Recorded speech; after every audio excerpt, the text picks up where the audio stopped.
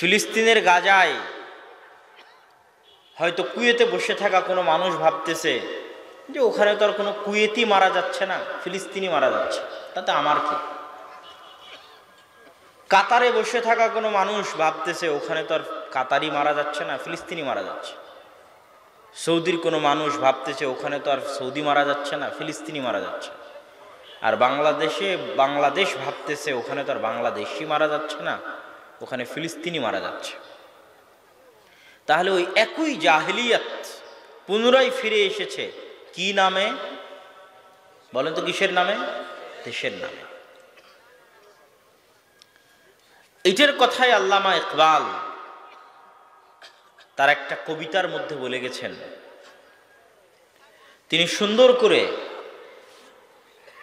এই যে আমরা নতুন যে জাহিলিয়াতের যুগে প্রবেশ করেছি এবং নিশ্চুপ নির্বিকার বসে আছি, না দোয়া, না কষ্ট, না দুঃখ, বরং পরস্পরে কাদা ছোড়াছুড়ি। কেন? আমরা মনে করছি ওখানে ফিলিস্তিনিরা মারা যাচ্ছে, বাংলাদেশিরা নয়। তো আল্লামা ইকবাল লিখেছেন যে তহজিব কে আজর নে তারা শোয়ায়ে হ্যাঁ সনম और আজকের যুগের মানুষেরা, আধুনিক যুগের মানুষেরা নতুন একটা মূর্তি বানিয়েছে। সনম মানে হচ্ছে মূর্তি। এই যুগের আজরেরা, আজর নেই, ইব্রাহিম আলাইহিস সালাতু ওয়াস সালামের বাপ ছিল আজর, যিনি মূর্তি বানাতেন। তো আজকের যুগের আজরেরা মূর্তি বানিয়েছে, আর নতুন আর একটা সনম। আর কি সেই মূর্তি? উনি এবার ওই মূর্তির নাম বলতেছেন, ইন তাজা খুদাও মে বড়া সবসে ওয়াতন হ্যাঁ। আজকের যুগে মানুষ যত মিথ্যা ইলাহের পূজা করে, যত মিথ্যা খোদার পূজা করে, তার মধ্যে অন্যতম মিথ্যা খোদা হচ্ছে ইন তাজা খোদাও মে। দুনিয়াতে যত খোদার পূজা হচ্ছে, ভ্রান্ত ইলাহের পূজা হচ্ছে, তার মধ্যে সবচেয়ে বড় খোদা, সবচেয়ে বড় ভ্রান্ত ইলাহ হচ্ছে ওয়াতন। ইন তাজা খোদাও মে বড়া সবসে ওয়াতন হ্যায়। ওয়াতন মানে মাতৃভূমি, ওয়াতনিয়ত দেশপ্রেম, মাতৃভূমি, ন্যাশনালিজম, জাতীয়তাবাদ। সবচেয়ে বড় খোদা হচ্ছে নতুন যে খোদার পূজা মুসলমানেরা করতেছে বিশ্বব্যাপী, সেই খোদার নাম হচ্ছে ওয়াতন, দেশ। সারা বিশ্বের সব মুসলমানেরা এক নতুন খোদার পূজা শুরু করেছে, এক নতুন ভ্রান্ত ইলাহির পূজা শুরু করেছে, তার নাম দেশ। তারপর আল্লামা ইকবাল বলছেন, জো पैरहन इसका है वो मजहब का है कफन, मजहब का कफन है। এই নতুন যে খোদা বানিয়েছে, নতুন যে মূর্তি বানিয়েছে মুসলমানেরা, নতুন যুগের আজরেরা যে মূর্তি বানিয়েছে, এই মূর্তির যে জামা, এই মূর্তির যে কাপড়, এটা ইসলামের কাফন। মানে ইসলামকে ধ্বংস করার জন্য আর কিছু লাগবে না, এই মূর্তি যথেষ্ট। যে মূর্তি তোমরা মুসলমানেরা নতুন যুগে বানিয়েছ, তোমাদের এই মূর্তি ইসলামের কাফন। ইসলামের মৃত্যুর জন্য, ইসলামকে ধ্বংস করে দেওয়ার জন্য এই মূর্তি যথেষ্ট। তারপরে তিনি বলতেছেন যে আমাদের দেশ আসলে কি হওয়া উচিত, আমাদের পরস্পরের ভ্রাতৃত্ব আসলে কি হওয়া উচিত। बाजू तेरा तौहीद की कुव्वत से कभी है। বাহু তোমাদের, হে মুসলমানেরা, হে মুসলিম যুবকেরা, তোমাদের মূল শক্তি মূলত তাওহীদ, তোমাদের মূল শক্তি মূলত কালিমা লা ইলাহা ইল্লাল্লাহ। ইসলাম তেরা দেশ হ্যায়, তু মুস্তাফাবি হ্যায়। তোমাদের কারো কোনো দেশ নাই। যতজন কালিমা লা ইলাহা ইল্লাল্লাহ পড়ে মুসলমান হয়েছে, সৌদি আরবে বসবাস করো, কুয়েত কাতারে বসবাস করো, বাংলাদেশ, পাকিস্তান, ইন্দোনেশিয়া, মালয়েশিয়া বসবাস করো, তোমাদের কোনো দেশ নাই। ইসলাম তেরা দেশ হ্যায়, তোমাদের দেশের নাম হচ্ছে ইসলাম।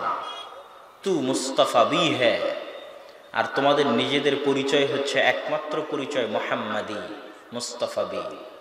কোনো পাকিস্তানি নাই, কোনো বাংলাদেশি নাই, সব হচ্ছে মুস্তাফাবি, মুহাম্মাদি। এবং এই বিষয়টার প্রমাণ অন্তত আমাদের রাজনৈতিক জীবনে, আমরা যে জাতি, বাঙালি জাতি বা বাংলাদেশি জাতির রাজনৈতিক জীবনেও রয়েছে। 1947 বা 47-এ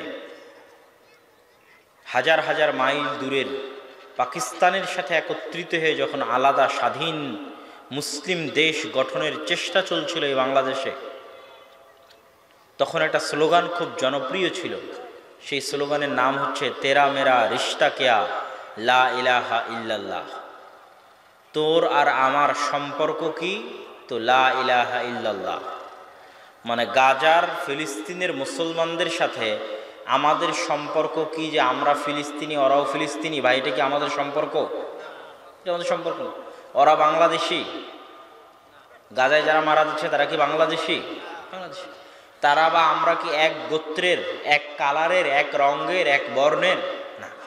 তাহলে ওই গাজার মুসলমানদের ব্যথায় যে আমি ব্যথিত হব আর আমার ব্যথায় সে ব্যথিত হবে, এই সম্পর্কের ভিত্তি হচ্ছে কি? লা ইলাহা ইল্লাল্লাহ। পৃথিবীর যে কোনো প্রান্তে যারা এই কালেমা পড়ে মুসলিম হয়েছে, সাক্ষ্য দিয়েছে, শাহাদা পাঠ করেছে, তাদের প্রতি আমাদের ভালোবাসা এবং ভ্রাতৃত্বের বন্ধন এই কালেমা।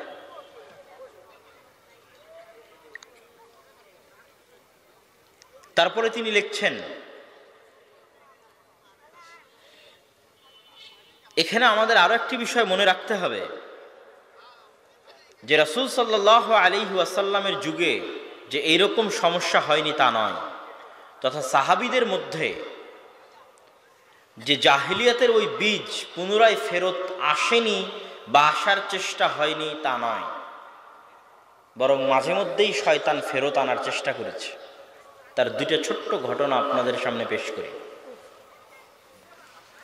মক্কা বিজয়ের পর মক্কার মুসলমানেরা, মক্কার কাফেরেরা যখন মুসলমান হয়ে গেল, তখন বেশিরভাগ মুসলমানই কিন্তু আল্লাহর নবীর দূর সম্পর্কের, নিকট সম্পর্কের আত্মীয়। কেননা মক্কা আল্লাহর নবীর নিজের দেশ। যেমন আবু সুফিয়ান মুসলমান হয়ে গেল মক্কা বিজয়ে রাদিয়াল্লাহু তাআলা আনহু, উনি আল্লাহর নবীর আত্মীয়। হিন্দা মুসলমান হয়ে গেল মক্কা বিজয়ে, উনি আল্লাহর নবীর আত্মীয়। যেহেতু মক্কায় উনি থাকতেন, মক্কায় তার জন্ম, সেহেতু তার আত্মীয় থাকা স্বাভাবিক না অস্বাভাবিক? স্বাভাবিক। তো মক্কা বিজয়ের পর একটা যুদ্ধ হচ্ছে, হুনাইনের যুদ্ধ। এই যুদ্ধে বিজয়ের পর আল্লাহর নবী গনিমতের মাল বন্টন করতে গিয়ে বেশিরভাগ গনিমতের মাল মক্কার মানুষজনকে দিয়ে দিলেন। কাদেরকে দিয়ে দিলেন? গনিমতের মাল কাদের দিয়ে দিলেন? মক্কার মানুষকে দিয়ে দিলেন। তখন মদিনার যারা আনসার ছিল তাদের কানের মধ্যে শয়তান পুশ ইন করে দিল যে তোমরা এতদিন ইসলামের জন্য চেষ্টা করলা, তোমরা যুদ্ধ করলা বদর, তোমরা যুদ্ধ করলা উহুদ, তোমরা যুদ্ধ করলা খন্দক, তোমাদের বাড়িতে আশ্রয় নিল আল্লাহর নবী, তোমাদের বাড়িতে আশ্রয় নিল মক্কায় থেকে পালিয়ে যাওয়া মুসলমানেরা, আর আজকে একদিন হয়নি মক্কার মুসলমানদের মুসলমান ইসলাম গ্রহণ করা, আর গনিমতের মাল আমরা সারা জীবন চেষ্টা করলাম, পালাম না, পরিশ্রম করলাম, আমরা পেলাম না, ওরা এখনই মুসলমান হয়ে গনিমতের মাল নিয়ে চলে গেল। শয়তান এটা দিতে পারে না? পারে না? পারে। এবং শয়তান দিয়ে দিয়েছে। আরো একটা বিষয় শয়তান দিতে পারে, দুইটা জিনিস দিতে পারে। এক, আল্লাহর নবীর আত্মীয়। দুই, আল্লাহর নবীর দেশ। মদিনায় 1000 বছর থাকলে কি হবে? উনি কোথাকার মানুষ? মক্কার মানুষ। আপনার বগুড়াতে আমি একটা প্রতিষ্ঠান করলাম, প্রতিষ্ঠান করে চাকরি দিলাম সব চাঁপাইনবাবগঞ্জের মানুষকে, যে শেরপুরের মানুষ লেগে গেল মারামারি। আব্দুর রাজ্জাক বিন ইউসুফ আর আব্দুল্লাহ বিন আব্দুর রাজ্জাককে এত ভালোবেসে নিয়ে এসে মাদ্রাসা করে দিলাম, আর সব চাকরি দিয়েছে নিজের এলাকার মানুষকে, আর জমি দিলাম আমরা, টাকা দিলাম আমরা। তো শয়তান দেয় না? দেয় না? তাহলে এই যে কোনো একটা বিষয়ের উপর ভিত্তি করে আলাদা করা, বিভেদ হয়ে যাওয়া, তখন রাসূল সাল্লাল্লাহু আলাইহি ওয়াসাল্লাম সাইকোলজিক্যালি, মেন্টালি এই পরিস্থিতি এবং এই সময়টাকে কন্ট্রোল করেছেন। সাইকোলজিক্যালি কিভাবে কন্ট্রোল করেছেন, মেন্টালি কিভাবে কন্ট্রোল করেছেন? তিনি সব তার কানে, কানা ঘোষা যখন তার কানে গেল, তখন তিনি সবাইকে বসিয়ে বক্তব্য দিলেন, হৃদয়গ্রাহী বক্তব্য দিয়ে মদিনার মানুষকে লক্ষ্য করে বললেন যে সব গনিমতের মাল মক্কার মানুষকে দিয়ে দিলেও আমি মুহাম্মদ তোমাদের সাথে মদিনায় ফিরে যাব। বলেন আল্লাহু আকবার। আমি তো আর মক্কায় ফিরে যাচ্ছি না, আমি কোথায় ফিরে যাচ্ছি? তোমাদের সাথে মদিনায়। তো তোমরা বলো, তোমরা তোমাদের সাথে মদিনায় ফিরে যাওয়া চাও না টাকা চাও? তো রাসূল সাল্লাল্লাহু আলাইহি ওয়াসাল্লামের এই যে সাইকোলজিক্যালি, মেন্টালি, মানসিকভাবে তিনি যখন তাদেরকে কন্ট্রোল করলেন, তখন অনেকের চোখে পানি চলে আসলো যে এটার জন্য আমরা জীবনও দিয়ে দিতে পারি যে রাসূল সাল্লাল্লাহু আলাইহি ওয়াসাল্লাম আমাদের সাথে মদিনায় ফিরে যাবেন, এর বিনিময়ে আমাদের কিছুর দরকার নেই। এটাই আমাদের সবচেয়ে বড় সৌভাগ্য। আর মদিনার মানুষ এই সৌভাগ্য পেয়েছে। রাসূল সাল্লাল্লাহু আলাইহি ওয়াসাল্লাম তাদের সাথেই মৃত্যু পর্যন্ত অবস্থান করেছেন। মক্কা বিজয়ের পর কি আল্লাহর নবী মক্কায় ফিরে এসেছেন? আসেননি। মক্কা বিজয়ের পর রাসূল সাল্লাল্লাহু আলাইহি ওয়াসাল্লাম মদিনাতেই থেকেছেন এবং মৃত্যু তিনি মদিনাতেই বরণ করেছেন এবং তার কাফন এবং দাফন মদিনাতেই সম্পন্ন হয়েছে এবং এখনও তার কবর মদিনা মুনাওয়ারাতেই আছে। আরেকটা ঘটনা, রাসূল সাল্লাল্লাহু আলাইহি সাল্লামের জীবদ্দশায় একজন আনসারী অথবা একজন মুহাজির কেউ কারো গায়ে আঘাত করেছে, কাসা। তখন দুইজনই চিৎকার দিয়ে উঠেছে, ইয়া আলাল মুহাজিরিন ইয়া আলাল আনসার। মুহাজিররা মুহাজিরদের ডাকতে শুরু করেছে, আনসারেরা আনসারদের ডাকতে শুরু করেছে। এই মুহাজির তোমরা কোথায়? তোমাদের একজন ভাইকে আজকে এখানে আনসারেরা মারতেছে। এই আনসার তোমরা কোথায়? আজকে তোমাদের ভাইকে এখানে মুহাজির মারতেছে। স্বাভাবিক একটা ছোট্ট দুই কথা মানুষের মধ্যে হয়, কিন্তু এই দুই কথাকে কেন্দ্র করে একজন আর একজনের গোত্রের উপর ভিত্তি করে ডাক দেওয়া শুরু করবে। তখন রাসূল সাল্লাল্লাহু আলাইহি সাল্লাম এই ডাক শুনে বললেন, মা বালু দাওয়াল জাহিলিয়া, মা বালু দাওয়াল জাহিলিয়া। কি ভয়ঙ্কর, জঘন্য, নিকৃষ্ট জাহিলিয়াতের আহ্বান। আমি আজ তোমাদের কাছ থেকে যে আহ্বান শুনলাম, এ আহ্বান জাহিলিয়াতের আহ্বান। জাহিলি যুগে মানুষকে এভাবে ডাকতে পারে, এই কুরাইশরা আসো। কিন্তু আমি মুহাম্মদ যখন ইসলাম নিয়ে এসেছি, তখন ডাক হবে শুধু কালেমা লা ইলাহা ইল্লাল্লাহর উপর ভিত্তি করে, এই মুসলমানেরা আসো। কথা মানে বুঝতে পারেননি? তখন আর বগুড়ার মানুষ আর রাজশাহীর মানুষ থাকবে না, তখন আর ঢাকার মানুষ, চিটাগাং আর সিলেটের মানুষ থাকবে না। ঠিক তেমন বাংলাদেশি আর পাকিস্তানি থাকবে না, সৌদি আর কুয়েতি থাকবে না, আর ফিলিস্তিনি থাকবে না। তখন থাকবে শুধু মুসলমান। মা বালু দাওয়াল জাহিলিয়া। কি জঘন্য, কি নিকৃষ্ট এই জাহিলিয়াতের আহ্বান। এবং এই ভারত উপমহাদেশে মুসলমানেরা এই ভ্রাতৃত্ব, এই উখুওয়াত এর প্রমাণ দিয়েছে, বহন করেছে, পালন করেছে।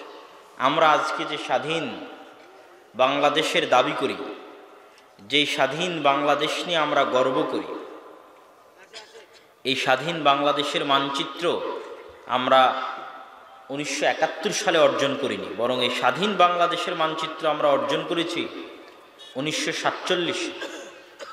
এবং এই মানচিত্র অর্জন করার আগের ছোট্ট একটা ঘটনা বললে এই উখুওয়াতের প্রমাণটা আপনারা পাবেন। শেরে বাংলায় একে ফজলুল হক ছিলেন অবিভক্ত বাংলার একমাত্র প্রধানমন্ত্রী। তার আগে বা তার পরে অবিভক্ত বাংলার একক প্রধানমন্ত্রী আর কেউ হয়নি।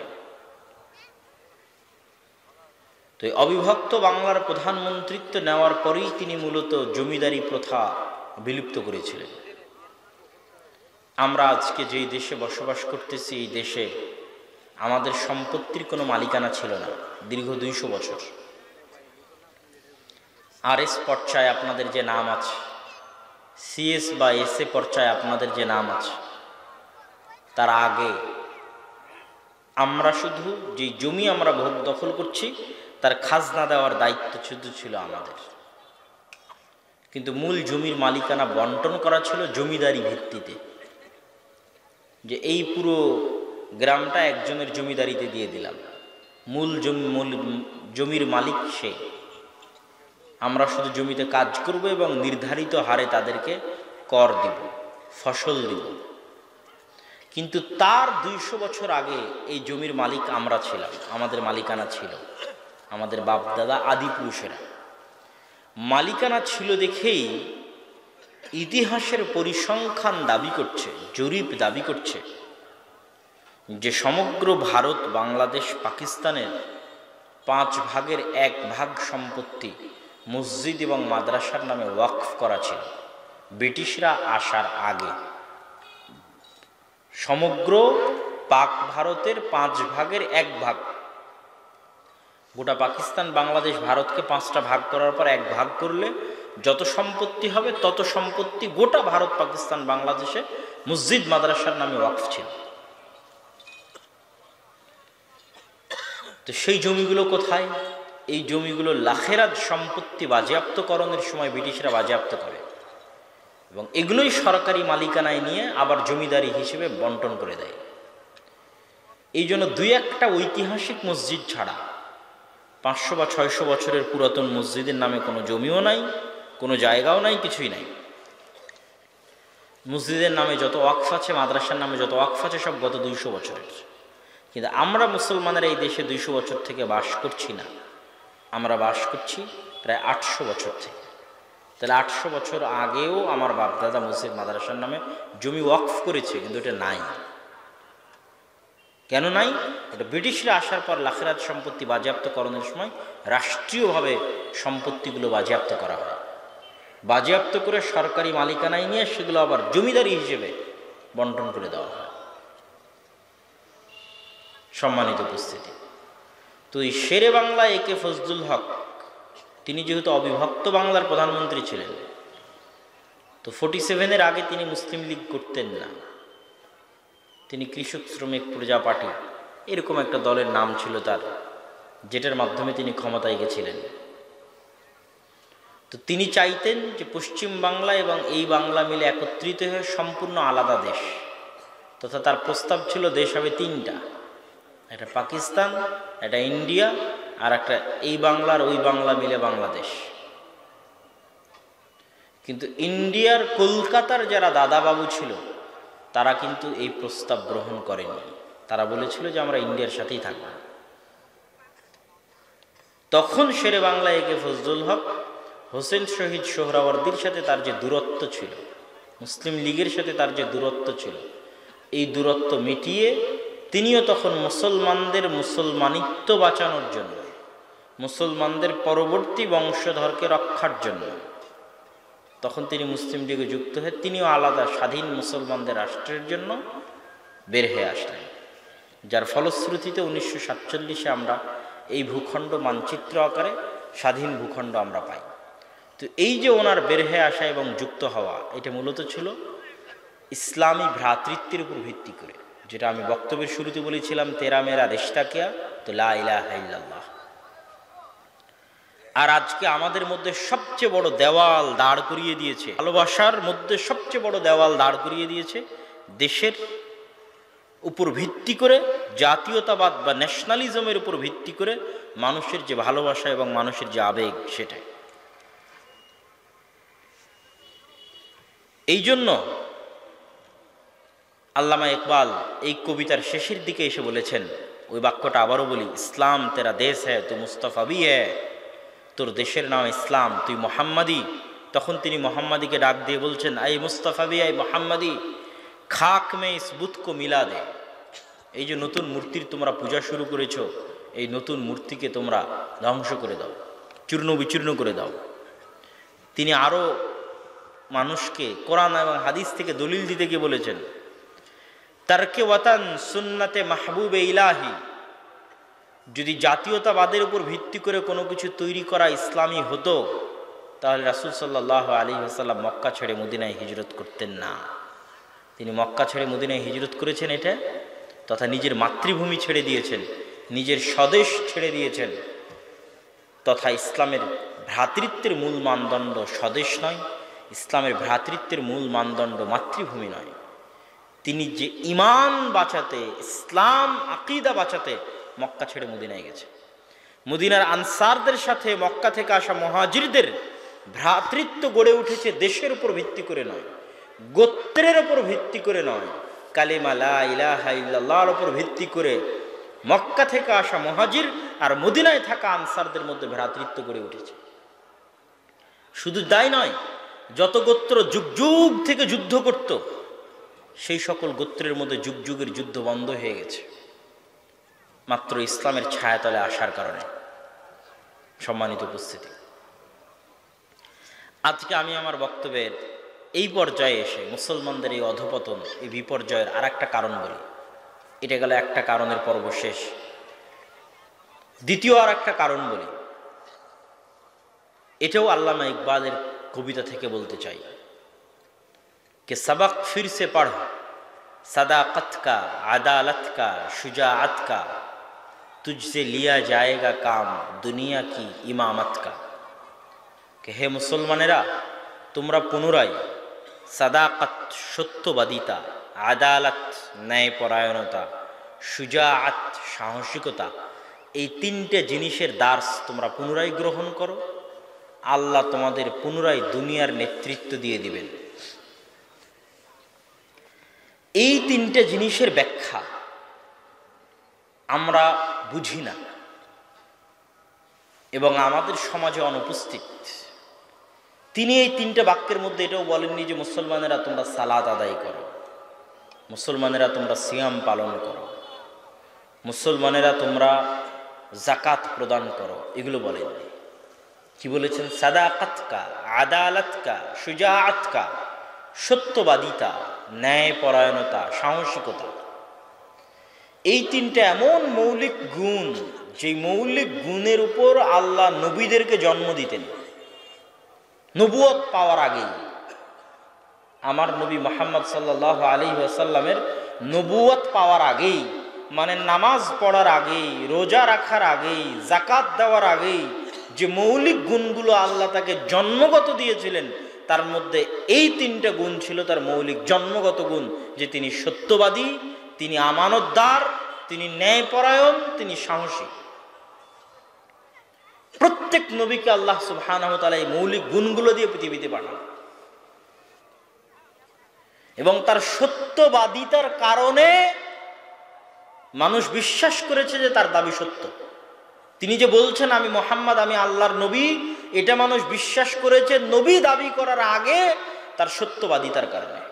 দীর্ঘ 40 বছরের সত্যবাদিতা, 40 বছরের আমানতদারিতা, 40 বছরের ন্যায়পরায়ণতা, 40 বছরের সাহসিকতার কারণে। কিন্তু আমরা মুসলমানেরা এখন নামাজি, রোজাদার, জাকাত আদায় করি, কিন্তু সত্যবাদী নই। প্রত্যেকেই মিথ্যুক, ন্যায়পরায়ণতা নাই, সবাই দুর্নীতিবাজ। যে সালাত আদায় করছে সেও দুর্নীতি করে, যে জাকাত দিচ্ছে সেও দুর্নীতি করে, যে দান করছে সেও দুর্নীতি করে। শুজাআত কা, সাহসিকতা, সবাই ভীরু এবং কাপুরুষ, সবাই স্বার্থপর, কেউ নিঃস্বার্থভাবে কখনোই কোনো সাহসী সঠিক সিদ্ধান্ত গ্রহণ করে না।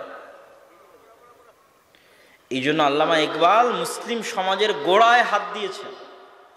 উনি দেখেছেন যে ব্রিটিশদের দীর্ঘ 200 বছরের গোলামিতে আমাদের নামাজ থাকলেও সত্যবাদিতা চলে গেছে। গোলামি করতে করতে আমরা মিথ্যুক হয়ে গেছি, আমাদের সাহসিকতা চলে গেছে, আমরা কাপুরুষ স্বার্থপর হয়ে গেছি, আমাদের ন্যায়পরায়ণতা ইনসাফ চলে গেছে, আমরা সবাই দুর্নীতিবাজ হয়ে গেছি। সব জায়গায় আপনি যে কোনো এই তিনটা জিনিস দিয়ে মুসলমানদের যে কোনো লেভেলকে পরীক্ষা করতে পারেন, মুসলমানদের যে কোনো লেভেলকে। যে ইসলাম মানে, ইসলামের মূল বিষয় যে এই তিনটার মধ্যে।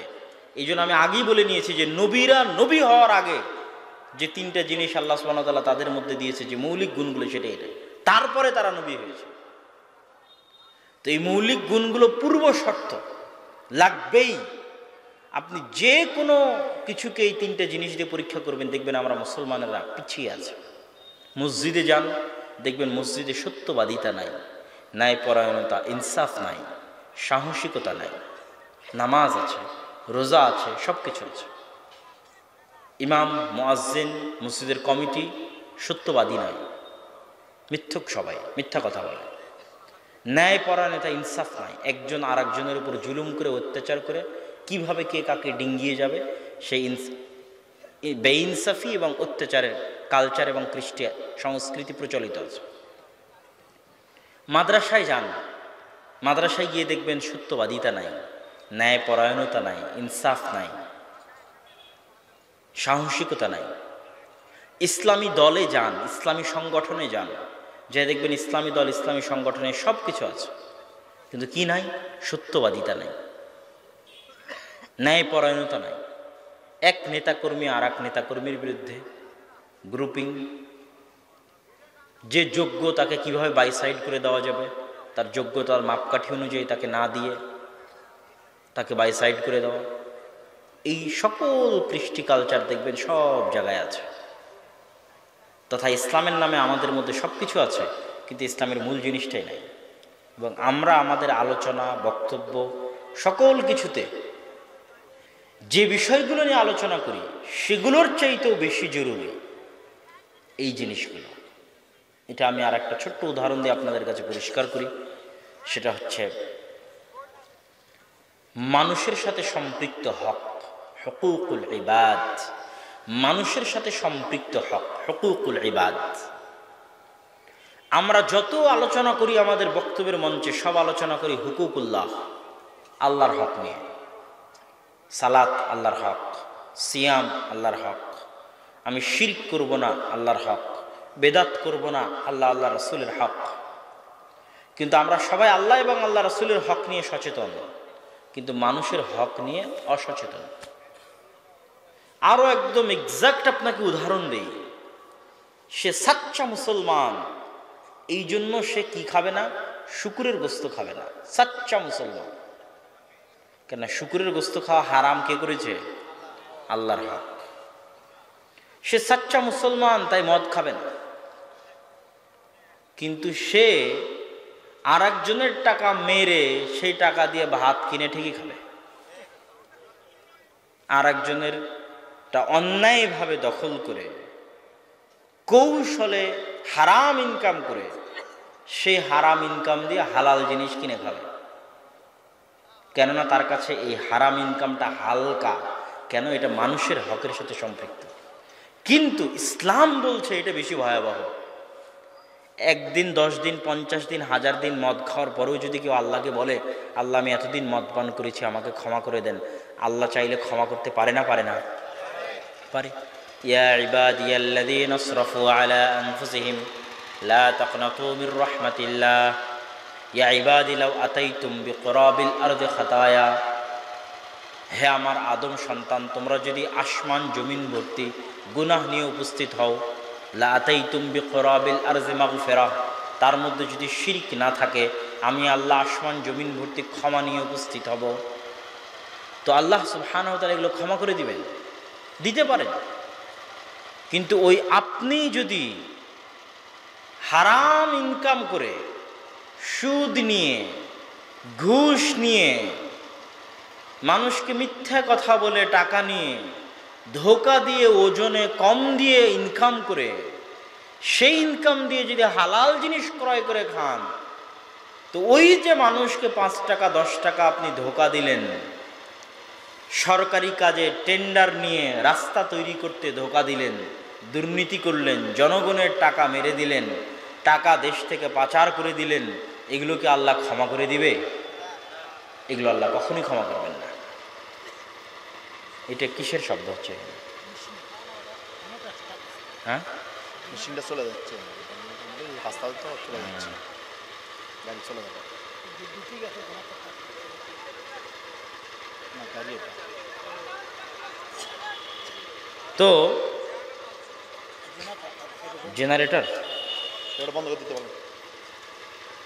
তো আমরা যে আলোচনা করছিলাম, সে আলোচনা হচ্ছে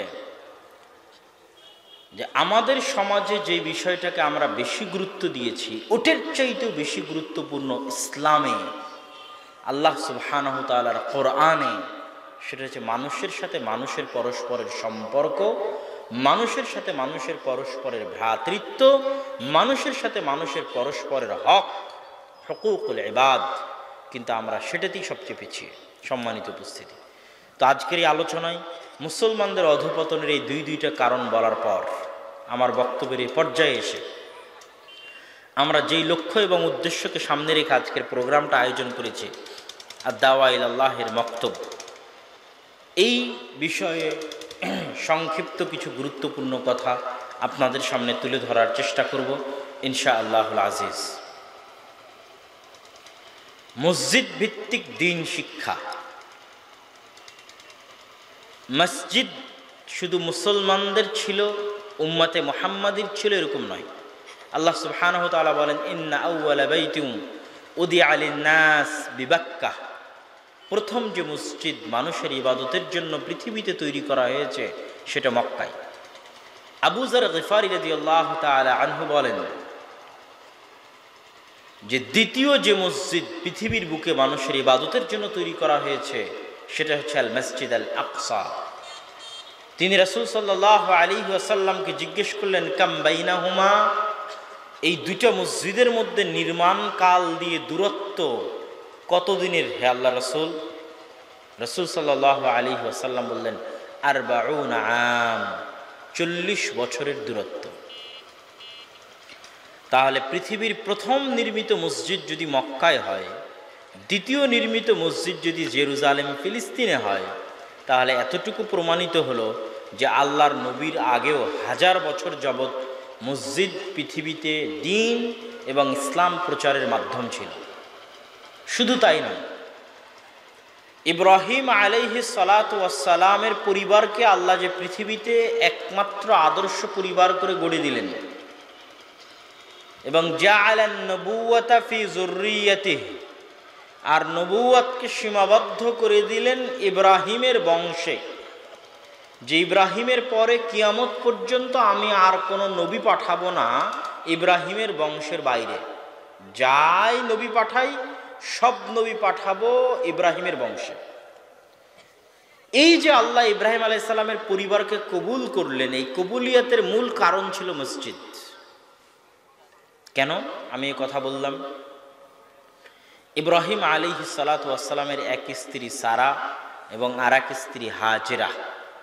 হাজেরার গর্ভে প্রথম সন্তান ইসমাইল, সারার গর্ভে দ্বিতীয় সন্তান ইসহাক। ইসহাককে ইহুদি খ্রিস্টানরা বলে আইজাক। আইজাক নিউটন, বিজ্ঞানী নিউটন, যার নাম আইজাক, মূলত ইসহাক, ইসহাক নিউটন। তো ইসহাক এবং তার পরবর্তী বংশধর ইয়াকুব, ইয়াকুবকে ইহুদি খ্রিস্টানরা বলে জ্যাকব। ইয়াকুব আলাইহিস সালাতু ওয়াস সালাম এবং তার পরবর্তী বংশধরেরা, আল্লাহ তাদেরকে রেখে দিলেন মসজিদে আকসা এবং তার পাশে, মসজিদে আকসাকে আবাদ করার জন্য এবং মসজিদে আকসার পার্শ্ববর্তী অঞ্চলকে আবাদ করার জন্য। আর ইব্রাহিম আলাইহিস সালাতু ওয়াস সালামের এক সন্তানকে পাঠিয়ে দিলেন মক্কায় কাবা ঘর আবাদ করার জন্য। এই দুই সন্তানের মাধ্যমে, দুই মসজিদ আবাদ করার মাধ্যমে আল্লাহ সুবহানাহু তাআলা তার বংশধরকে কবুল করলেন এবং তার বংশধরকে আদর্শ পরিবার হিসেবে পৃথিবীতে প্রতিষ্ঠিত করলেন। এই অংশ বলার মাধ্যমে আমরা যেটা বলতে চাইলাম সেটা হচ্ছে মসজিদ, মসজিদের সাথে সম্পৃক্ত থাকা আদর্শ পরিবার গড়ে তোলার অন্যতম মাধ্যম। আমাদের দাওয়া ইলাল্লাহর মূল লক্ষ্য এবং উদ্দেশ্য হচ্ছে মসজিদ ভিত্তিক দ্বীন শিক্ষা বাস্তবায়ন করা। মসজিদ ভিত্তিক প্রতিটি মসজিদই হোক দ্বীন শিক্ষার প্রথম পাঠশালা। এই মসজিদ ভিত্তিক এই দ্বীন শিক্ষার লক্ষ্য এবং উদ্দেশ্য নিয়ে আমরা ইতিমধ্যে প্রায় 130-এর অধিক মসজিদ সফর করেছি, যার মধ্যে আপনাদের শেরপুর অঞ্চলেরও অনেক মসজিদ ছিল। পুরো বগুড়ার প্রায় প্রতিটি উপজেলায় আমাদের একদিন করে সময় দেওয়া আছে। আর এই মক্তবগুলো যেন সুন্দরভাবে, ভালোভাবে, ধারাবাহিকভাবে পরিচালিত হয়, তার জন্য সেটার সিলেবাসও আমরা প্রণয়ন করেছি। উসমানী কায়দা এবং আদর্শ শিক্ষা বা তালিম উদ্দিন, এই সিলেবাসের আলোকে শিক্ষকেরা যেন ভালোভাবে পাঠদান করতে পারে, এই জন্য শিক্ষকদের প্রশিক্ষণেরও ব্যবস্থা গ্রহণ করা হয়েছে। এবং আজকে থেকে আল জামিয়া সালাফিয়া ডাঙ্গিপাড়া পবা রাজশাহীতে প্রায় 50 জনের ব্যাচের মাধ্যমে প্রথম প্রশিক্ষণ শুরু হয়েছে মক্তবের শিক্ষকদের, আলহামদুলিল্লাহ।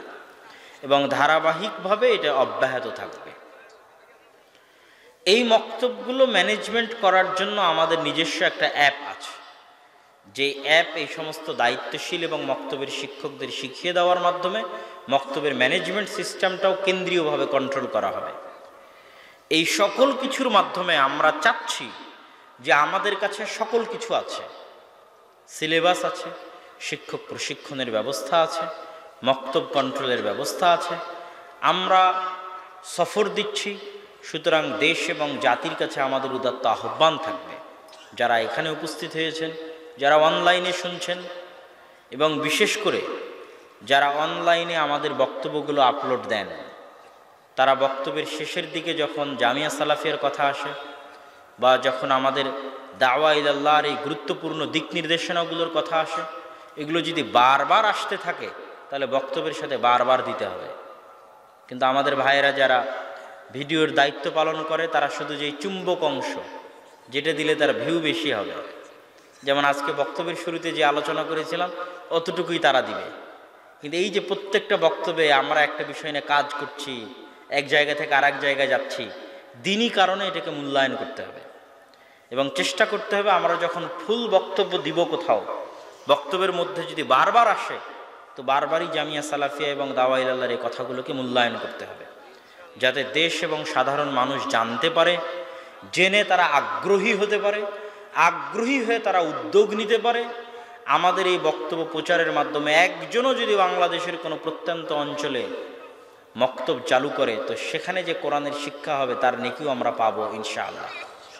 সফর করতে গিয়ে আমরা এমনও মসজিদ পেয়েছি যারা আমাদের বক্তব্য শুনে আগেই মক্তব চালু করে বসে আছে, তাদের নিজ উদ্যোগে মক্তব চালু করে তারা পরিচালনা করছে, দেখাশোনা করতেছে।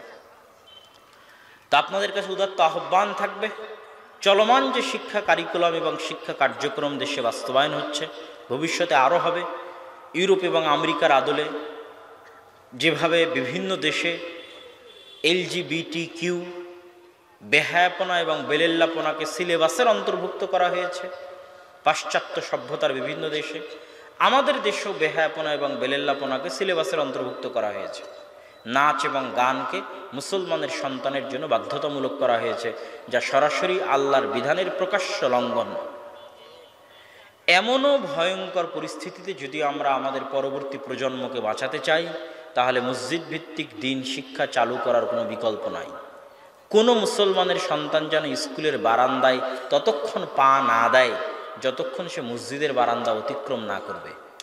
এই শপথ, এই ত্যাগ, এই পরিশ্রম, এই উদ্যোগ নিয়ে আমাদের সামনে এগিয়ে আসতে হবে।